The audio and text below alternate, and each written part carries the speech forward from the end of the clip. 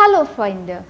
Heute lernen wir über die deutsche Satzstruktur. Today we are going to learn about the German sentence structure. I have already taught you all the personal pronouns, conjugations of the verb and articles, and also Waveraga means the questions that begin with W, and now I thought that it's time to begin with German sentence structure. In case if you have missed the relevant videos, then please go through my video series as per the lesson number. I have made my videos sequentially so that you all can understand German language without any difficulty. Now let's begin with today's chapter.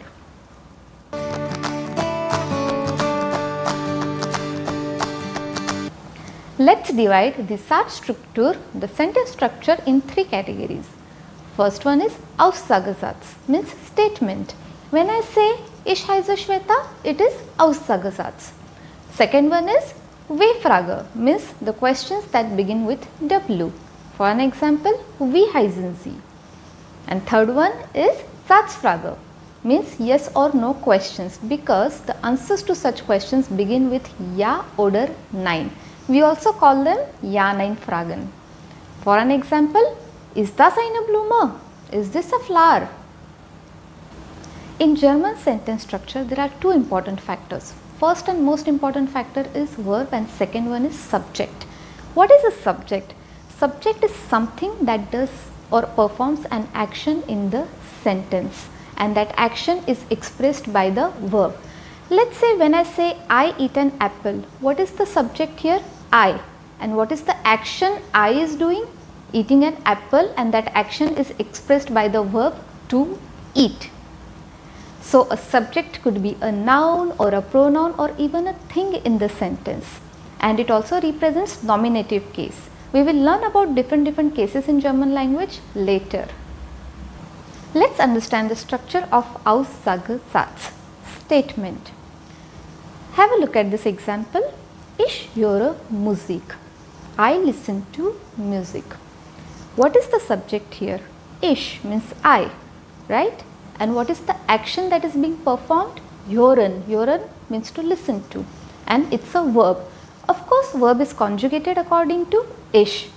And where is the verb placed in the sentence? On position 2. And this is the rule. In statements, in Aussagesatz, verb is always on position 2. Always. Let's take one more example. Monika lernt Deutsch. Monika learns German. What is the subject here? Monika. And what is the action? Learning German. And that action is expressed through verb lernen. Of course, it is conjugated according to Monika. So where is the verb here? Again on position 2.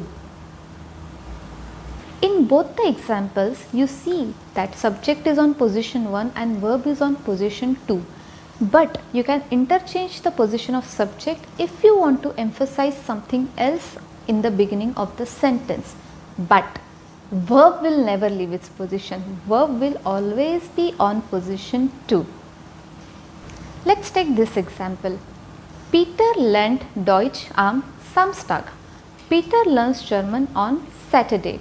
Subject is Peter, verb is learnt. If you want to emphasize on Saturday, then you can also say am Samstag lernt Peter Deutsch. On Saturday, Peter learns German, not on Sunday. Here you can see that am Samstag is on position 1, verb is on position 2, and subject, that is Peter, is on position 3. Am Samstag are linked to each other, although they are two different words, but they are connected to each other, and together they are considered as one component, and that's why together they are making position 1. Just because I said that verb is always on position 2, you cannot put verb between am and Samstag. It will not make any meaning to the sentence. Similarly, you can also say Deutsch lernt Peter am Samstag. German Peter learns on Saturday, not French or Spanish.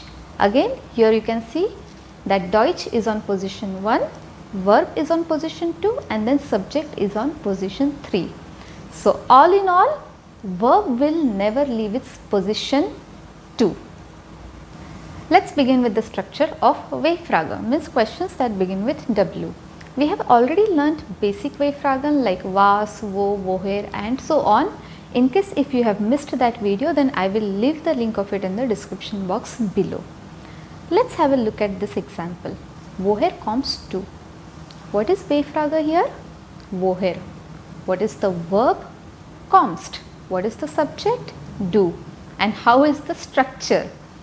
Waveraga is on position 1, verb is on position 2 and then the subject is on position 3, and this is the rule of a Waveraga. Waveraga will be on position 1, verb on position 2 and subject on position 3. Let me give you one more example. Wo want Monica. What is there on position 1? Waveraga. Wo. On position 2 is verb, won't, and on position 3 is subject, Monica. So, in a nutshell, in Aussagesatz and Waveraga, the verb is on position 2. Let's move on to the structure of Satzfrage, means Ja-Nein-Frage or yes-no questions. As the name suggests, the answers to these questions will begin with Ja oder Nein. Let's say if I ask you, haben Sie Pflanzen? Do you have plants? You will say Ja oder Nein. But let's see the structure here. What is the verb? Haben. What is the subject? Sie.